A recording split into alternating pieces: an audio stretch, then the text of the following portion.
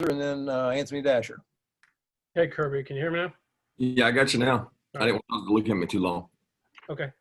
Question was about the kicker situation with Rodrigo gone. You had him for 4 seasons. How did you feel going into the game with Jack as your kicker? And do you remember much about how he ended up at Georgia?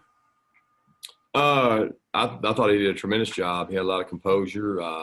Trust me, it was not easy for him to win that job. There were a lot more intense battles throughout our 25, 26 practices. For him to get to that point, he's done a great job. I tell you, the best thing about him is he's improved. I mean, Rod was here and he was kicking with Coach Fountain and those guys and working each day, and he didn't really stand out. And he stood out this year. He's done a great job. He's really been impressive with his kickoffs. He kind of won that job first in camp, and then he continued to battle at field goals with Zerk and with Camarda, and he ended up winning the job. But he's a great young man. He does a great job. Know his high school coach really well, and his high school coach bragged on him all the time. Rocky Hidalgo told me how good he was, and he came to us, walked on, and he's earned the job thus far. Coach, as far as a few thoughts on the play of your defensive line going into this game, and along those lines, how much of your freshmen, Jalen Carter and Warren Brinson, helped bolster the rotations? They've both done a good job. They're a work in progress, like most freshmen. They had some freshman mistakes. They were able to go in and play, and the kid that didn't get to make the trip just based on sheer numbers, but is playing really well. And the one thing I've learned is how much better kids get during the season by going to the scout team. And, Warren goes down there, Timing goes down there, Jalen goes down there, Nas goes down there. Nas is the guy I'm referencing that's getting so much better by going against Trey Hill and Justin every day. They just get so much good work. It makes you realize how much faster you can get better. And those guys have helped bolster the rotation for sure. Mike Griffith and Seth Emerson. Yeah, Kirby, I want to ask you about the offensive line. I know you said we don't ask about that enough, so I want to follow up with the center position and the right tackle position, and what are some of the options that you're looking at there? I know you talked about moving Trey over to right guard. Some are you worried about the continuity, and who's in those battles? Well, those battles will continue all year. To be honest with you, if we didn't think they were the best players, they probably wouldn't have been there in the first place, right? So there's 25 plays, there's 25 practices. That's a body of work, and I think a lot of times people think you're going to magically fix it with a change. You got to get your players to play better, and where you have an opportunity to make a change or you've got a competitive battle, you certainly got to use it that way. And Warren McClendon and Owen continue to work at right tackle. They both played in the game, and that was really the first real game action. When I say real, Warren got to play some, but in the past. But Owen and Warren both getting in their first real game action, they're going to grow and get better. And then Trey has always rotated at guard for us. He's done that every year he's been here. And Warren, you have to have 2 to 3 centers every game because that's a situation that you could get in trouble. So we've got 3 guys we travel, Warren Erickson and Trey Hill, both rotated guard. So we feel good about those rotations we got. And, I thought those guys passed pro pretty well. We didn't get the holes we wanted in the run game, but some of that has to do with a lot of other things. How close is Clay Webb to jumping in that battle at center or guard? He's not playing any center. Clay hasn't played any center for us, but he's in the battle. He's been battling a little bit of an ankle injury. So, unfortunately, he's had an ankle injury, and that's why he wasn't able to make the trip last week. But he's not 100%, but he's continuing to get better. Kirby, following up on a little bit on what you said about body of work, preseason versus games, tying in DeJuan's performance, also the O-line, how do you balance and decide, was it just that someone wasn't ready for when the lights are on, or that the game is the best indicator going forward, or how do you balance and make those decisions for going forward?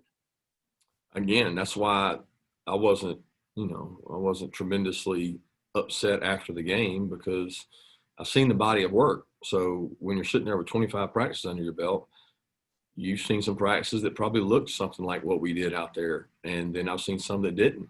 and they go against a pretty good defense every day, whether it's our ones or twos.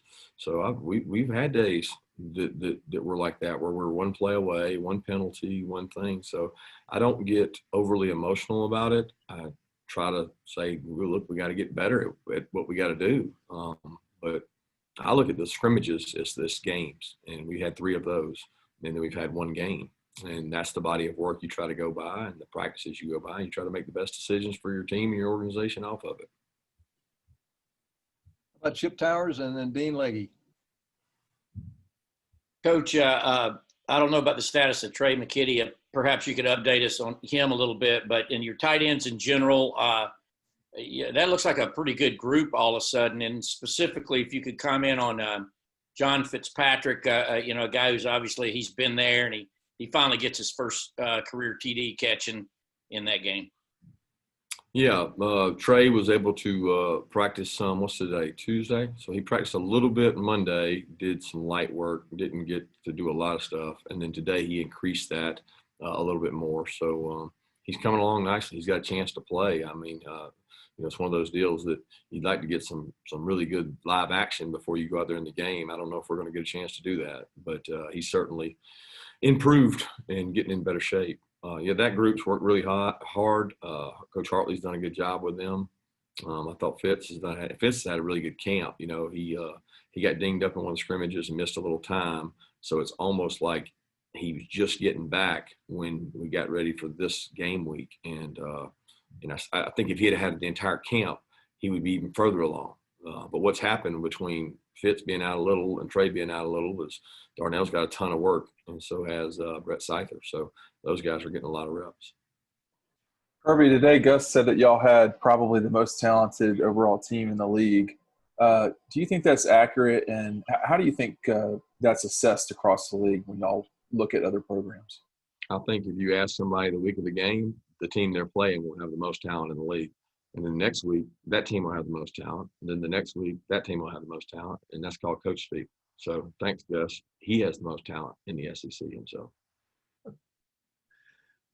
Let's go to Jake Rowe and then to Jillian. Yeah, Coach, I want to ask about Nolan Smith. And, I know you guys had a lot of good things to say about him when he first came in, effort and all those things, but that kind of seemed to turn into some production on Saturday.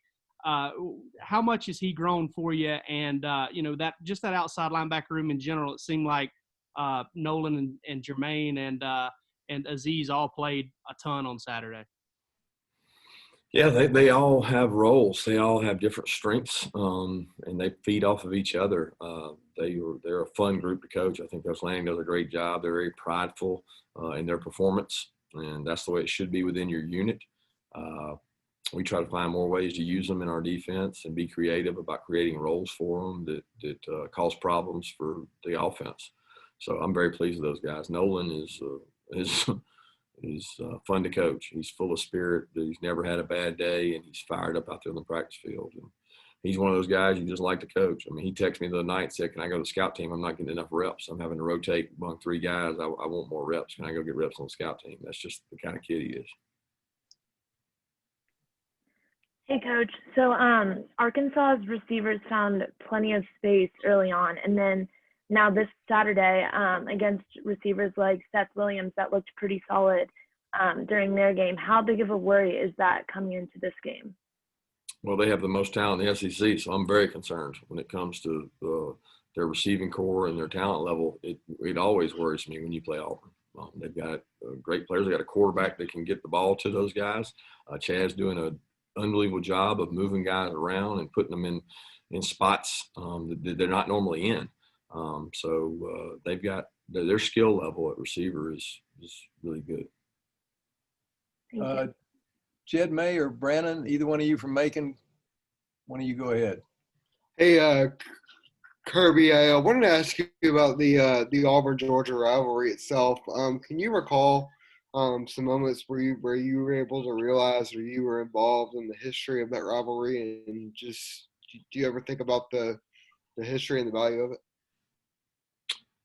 You talking about me personally being involved in it, like playing, or just? Yeah, I mean, just at any point. Like, did you ever realize the history of it and how the tradition involved in the Georgia-Auburn rivalry? Yeah, I'm probably not versed in history as well as I should be. I say this with much respect. I grew up a high school football fan. I didn't know a lot about college football. So I didn't grow up. I grew up going up on Saturday to watch the JV team play and watch the uniforms. My games were always on Friday night. Those were my heroes. So I didn't get to really watch the long time, early 80s, 90s. I didn't really start paying attention to Georgia Auburn until I got to Georgia. Probably in high school is when I started really noticing the game, because I had friends at Auburn and I had friends at Georgia. But obviously played in some really classic battles. The first ever overtime game, I guess, in the SEC, maybe in college football. I was a part of that one. I was part of some heartbreaking losses to them and some big wins. Got just a little time left. Let's open up to anybody. Go ahead. Hey, Kirby, Auburn's usually, when it's a home game, a very big recruiting weekend for you guys, and obviously it's very different this year with no visits. From a recruiting perspective, what do you expect this weekend to sort of look like for your staff? There is none. I mean, everybody's trying to, celebrate recruits virtually, and that's about all you can do. They can't come. So there's not a lot we can do. Try to generate an awesome atmosphere with our fans, make social media videos, FaceTime guys when we can. There's just not a lot we can do. Maybe somebody's doing something better than us, but we can't fill up the stands. That's the best way to impress them. And probably the next best way is to play well. And that's what we need to do. Kirby, we haven't had a chance to meet with JT or get to know anything about him. Can you share just some things, some traits about him and how he's come along? I know you said it would be difficult for him to prove everything in 1 week of practice. Yeah, he's an extremely bright kid, delightful to be around, very intellectual. I mean, he asks a lot of questions, and he digs deep into the game. The game's really important to him. It's fun to be around. He gets the ball out really quick. He's got a quick release and a great arm talent. So he's doing a good job. He's out there working, and I mean, for us, it's not really different than it was before. He was practicing before, so he's just practicing more now.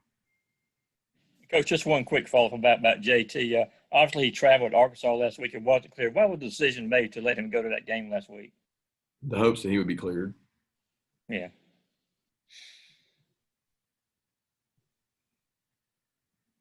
Time for another question. Anybody? All right. Thanks, Coach. Thanks, Everybody have a great